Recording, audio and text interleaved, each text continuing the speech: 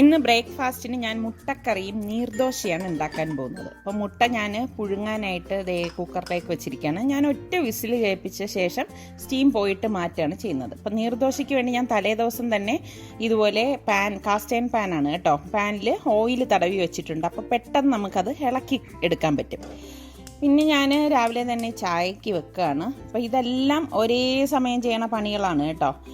പാല് തിളച്ച് വന്ന ശേഷം മാത്രമേ ഞാൻ ഇതുപോലെ തേയില ഇട്ട് കൊടുക്കത്തുള്ളൂ. അപ്പോൾ അതിങ്ങനെ വീണ്ടും തിളച്ച് വരുമ്പോൾ കറക്റ്റ് നല്ല ഒരു കടുപ്പത്തിലും പരുവത്തിലും നമുക്കത് കിട്ടും. പിന്നെ നമ്മളിതുപോലെ അരിച്ചൊഴിച്ച് അത് 2 പ്രാവശ്യം അടിച്ചെടുക്കുമ്പോൾ ശരിക്കും നല്ല ടേസ്റ്റാണ് കേട്ടോ. ഇങ്ങനെ നമ്മൾ ചായ ഉണ്ടാക്കുമ്പോൾ ഞാൻ എപ്പോഴും എൻ്റെ വ്ളോഗ് കാണിക്കുന്നതിലെല്ലാം ഞാൻ ചായ ഉണ്ടാക്കണത് കാണിച്ചിട്ടുണ്ടായിരുന്നു. അപ്പം ഇതിപ്പോൾ നിസാർക്കാക്കും എനിക്കുള്ള ചായയാണ്. അപ്പം നിസാർക്കാക്കുള്ളത് ഞാനിപ്പം കൊടുക്കാനായിട്ട് പോവുകയാണ്. രാവിലത്തെ നടത്തെല്ലാം കഴിഞ്ഞ് വന്ന ശേഷം മാത്രമേ ഞാൻ ചായ കൊടുക്കത്തുള്ളൂ. ഇനിയിപ്പോൾ എനിക്ക് കിച്ചണിലേക്ക് ഇച്ചിരി പണിയുണ്ട്. നീർദോശയ്ക്ക് വേണ്ടിയിട്ട് ഞാൻ നോക്കിയപ്പോഴേക്കും എൻ്റെ കയ്യിൽ തേങ്ങ തീർന്നു പോയി. അപ്പോൾ തേങ്ങ ഒന്ന് പൊതിച്ചെടുക്കുകയാണ്. ശരിക്ക് ഈ തേങ്ങ പൊതിച്ചെടുക്കുക എന്ന് പറഞ്ഞാൽ എന്നെ സംബന്ധിച്ച് വലിയൊരു പണിയാണ് കേട്ടോ. എനിക്ക് ഭയങ്കര മടിയുള്ള പണിയാണ് തേങ്ങ പൊതിക്കലും തേങ്ങ ചിരകിയെടുക്കലും.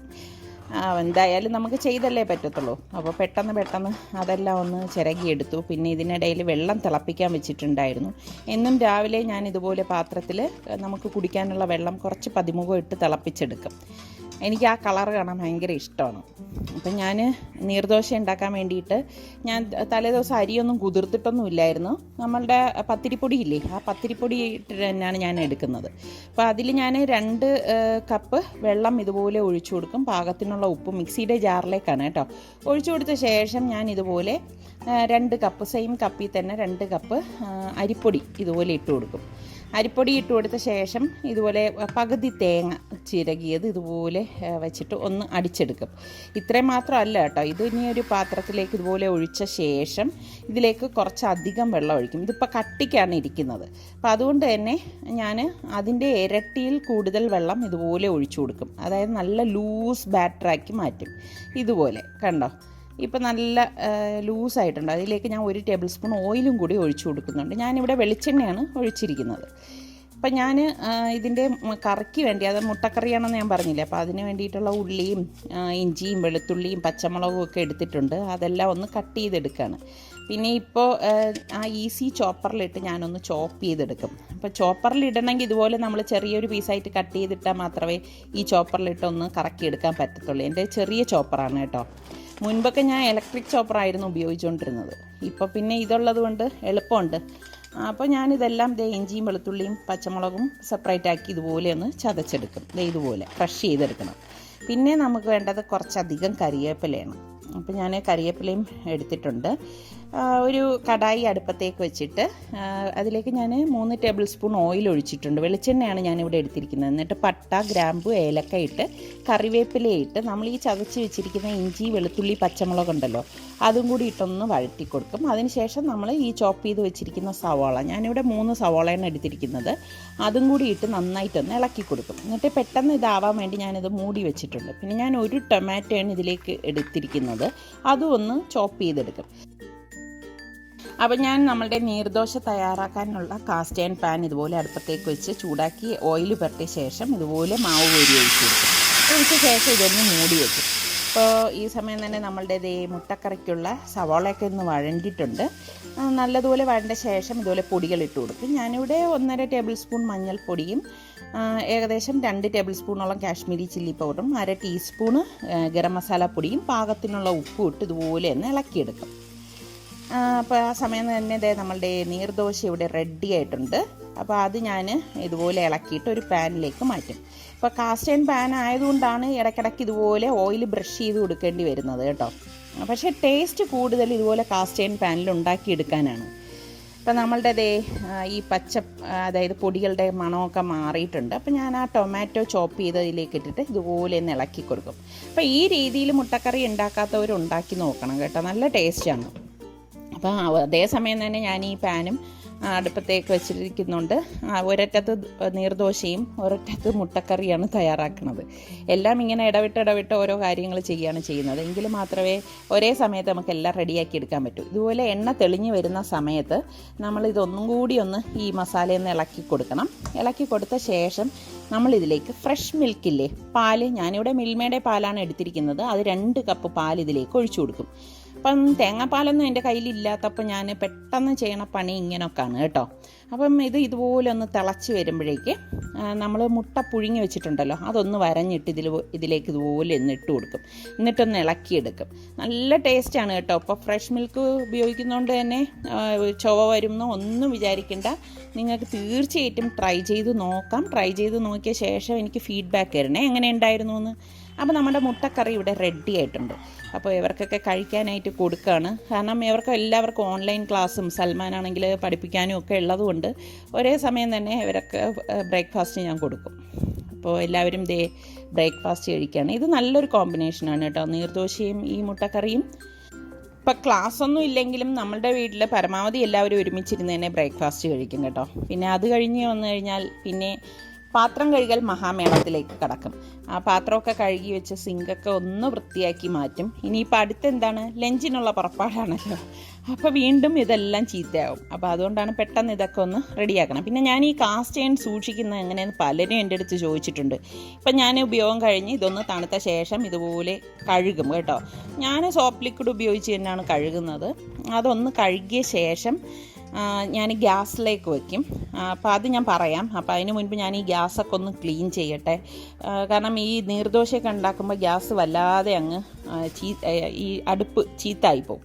അപ്പോൾ അത് ജസ്റ്റ് ഒന്ന് ഓടിച്ചൊന്ന് തുടച്ച ശേഷം നമ്മൾ ഈ കഴുകി വെച്ചിരിക്കുന്ന ഈ കാസ്റ്റ് അയൺ പാൻ അടുപ്പത്തേക്ക് വെച്ചിട്ട് ഗ്യാസ് ഓൺ ചെയ്ത് കൊടുക്കും.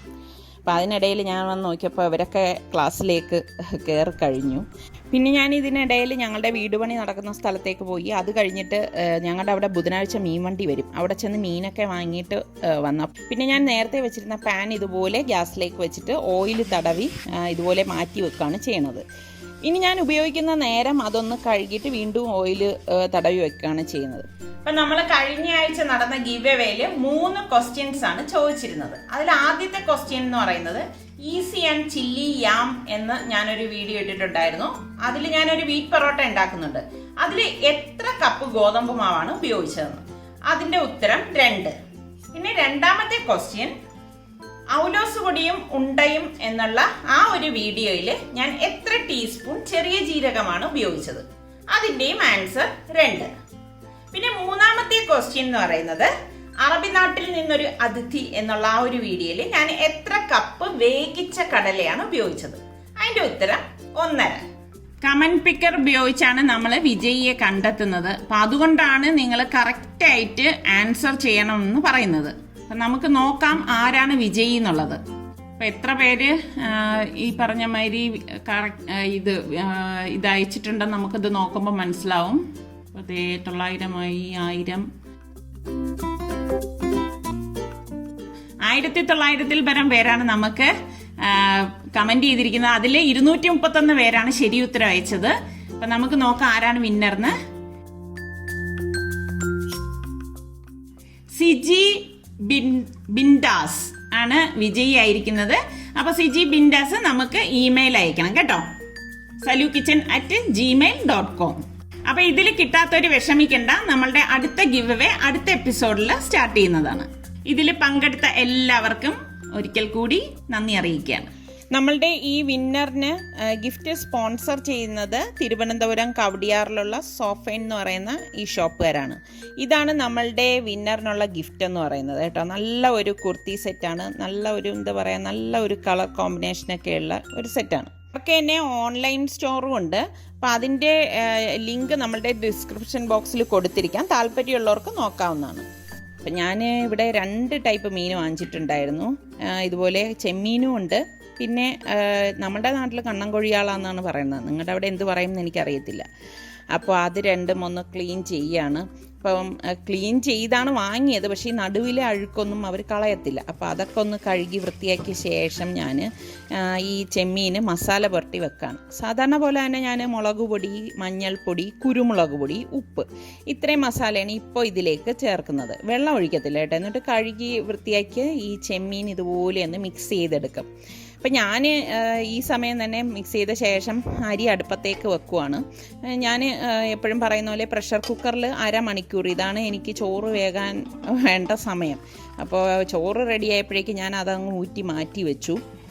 പിന്നെ ഞാൻ മീൻകറി തയ്യാറാക്കാൻ പോവുകയാണ്. അപ്പോൾ തേങ്ങയും മുളക് പൊടിയും മഞ്ഞൾപ്പൊടിയും ചെറിയ ഉള്ളിയും എടുക്കും. പിന്നെ കുറച്ച് പുളി പിഴിഞ്ഞ വെള്ളമുണ്ട്, ആ വെള്ളം ഇതിലേക്ക് ഒഴിച്ചിട്ട് ഒന്ന് തരിതരിപ്പായിട്ട് അരച്ചെടുക്കുകയാണ് ചെയ്യുന്നത്. നമ്മൾ അമ്മിക്കല്ലിലൊക്കെ മീൻകറി അരച്ചെടുക്കത്തില്ലേ, അതുപോലെയാണ് ഞാൻ മീൻകറിക്ക് വേണ്ടിയിട്ട് അരച്ചെടുക്കുന്നത്. അപ്പോൾ ആ അരപ്പ് ദേ മീൻ ചട്ടിയിലേക്ക് ഒഴിച്ച് പാകത്തിനുള്ള വെള്ളം ഒഴിച്ച് നന്നായിട്ടൊന്ന് ഇളക്കി കൊടുക്കും. ഇളക്കി കൊടുത്ത് ഒന്ന് ചൂടായി വരുമ്പോഴേക്ക് ഞാൻ 2 പച്ചമുളക് ഇതിലേക്ക് ഇട്ട് കൊടുക്കും. നിങ്ങളുടെ എരിവിൻ്റെ പാകത്തിന് പച്ചമുളക് ഇട്ട് കൊടുത്താൽ മതി. പിന്നെ കുറച്ച് കറിവേപ്പിലയും ഇട്ട് തിള വരാറാവുമ്പോൾ ഇതുപോലെ മീൻ കഷ്ണങ്ങൾ ഇതിലേക്ക് ഇട്ടിട്ട് ഞാൻ മുരിങ്ങയ്ക്കയും ഇതിലേക്ക് ഇടും കേട്ടോ. അപ്പോൾ നല്ല ടേസ്റ്റാണ്. എന്നിട്ട് ഇതൊന്ന് ഇളക്കിയിട്ട് ഇത് മൂടി വെച്ച് വേവിച്ചെടുക്കുകയാണ് ചെയ്യുന്നത്. മീൻകറി ആയതുകൊണ്ട് തന്നെ പെട്ടെന്ന് റെഡിയായി കിട്ടും. പിന്നെ ഞാനിതുപോലെ 8-10 വെളുത്തുള്ളി അല്ലി, 2 പീസ് ഇഞ്ചി, 2-3 പച്ചമുളക്, ഇതൊന്ന് ക്രഷ് ചെയ്തെടുക്കും. ഇങ്ങനെ നിങ്ങൾ ചെമ്മീൻ റോസ്റ്റ് ചെയ്ത് നോക്കും, നല്ല ടേസ്റ്റാണ് കേട്ടോ. അപ്പം വെളിച്ചെണ്ണ വേണം ഇതിനായിട്ട് ഉപയോഗിക്കാൻ. വെളിച്ചെണ്ണ ഒഴിച്ച് ചൂടാക്കിയ ശേഷം കറിവേപ്പിലയും ഈ ചതച്ച് വെച്ചിരിക്കുന്നതും കൂടി ഇതിലേക്ക് ഇട്ടിട്ട് ഇളക്കിയിട്ട് നമ്മൾ ഈ മസാല പുരട്ടി വെച്ചിരിക്കുന്ന ചെമ്മീൻ ഞാൻ ഇതിലേക്ക് ഇതുപോലെ ഇട്ട് കൊടുക്കും. ഇട്ട് കൊടുത്ത് കൈ കൊണ്ട് തന്നെ ഞാനിതെല്ലാം ഒന്ന് ലെവൽ ചെയ്ത് കൊടുക്കും. നിങ്ങൾ ഉപയോഗിക്കുമ്പം കൈ ഉപയോഗിക്കരുത് കേട്ടോ, സ്പൂൺ ഉപയോഗിച്ചാൽ മതി. എന്നിട്ട് ഞാൻ ദേ ഇതുപോലെ ഒന്ന് ഇടയ്ക്കിടയ്ക്ക് ഇളക്കി കൊടുക്കും. ഇതിനിടയിൽ നമ്മുടെ മീൻകറി ഇവിടെ റെഡി ആവുന്നുണ്ട്. അപ്പോൾ ഇതിൻ്റെ ഇടയിൽ ഞാൻ ഈ പറഞ്ഞ മാതിരി എൻ്റേതായിട്ടുള്ള ജോലികളിലൊക്കെ പോയിട്ട് വന്നാണ് ഞാൻ ഓരോ കാര്യങ്ങൾ ചെയ്യണത്. അപ്പം എല്ലാം കൂടി നമുക്കൊരു വ്ളോഗിൽ ഉൾപ്പെടുത്താൻ പറ്റാത്തതുകൊണ്ടാണ് ഈ രീതിയിൽ ഞാൻ കാണിക്കുന്നത് കേട്ടോ. അപ്പോൾ ദേ ഇവിടെ നമ്മളുടെ ചെമ്മീൻ ഫ്രൈ ആയിട്ടുണ്ട്. അപ്പം ലാസ്റ്റ് ഞാൻ കുറച്ച് കറിവേപ്പിലയും കൂടി ഇട്ടെടുക്കുകയാണ് ചെയ്യുന്നത്. പിന്നെ നമ്മൾ നിസ്കാരമൊക്കെ കഴിഞ്ഞ ശേഷം ദേ കഴിക്കാനായിട്ട് വന്നിരിക്കുകയാണ്. അപ്പോൾ ഇന്നത്തെ ലഞ്ചെന്ന് പറയുന്നത് മീൻകറിയും ഈ ചെമ്മീൻ റോസ്റ്റ് എന്ന് പറയാൻ വയ്യ, എന്നാൽ ഫ്രൈയും അല്ല, ആ ഒരു രീതിയിലാണ് ഞാനിത് എടുത്തിരിക്കുന്നത് കേട്ടോ. നല്ല ജ്യൂസിയാണ് നമ്മളിത് എടുക്കുമ്പോഴേ, നല്ല ടേസ്റ്റുമാണ്. അപ്പോൾ ട്രൈ ചെയ്യാത്തൊരു ഈ രീതിയിലൊന്ന് ട്രൈ ചെയ്ത് നോക്കിയിട്ട് എനിക്ക് ഫീഡ്ബാക്ക് തരണേ. അപ്പോൾ അടുത്ത് നമുക്ക് നല്ല റെസിപ്പിയോ വ്ളോഗുമായിട്ടോ വരുന്നത് വരെ എല്ലാവർക്കും ബൈ.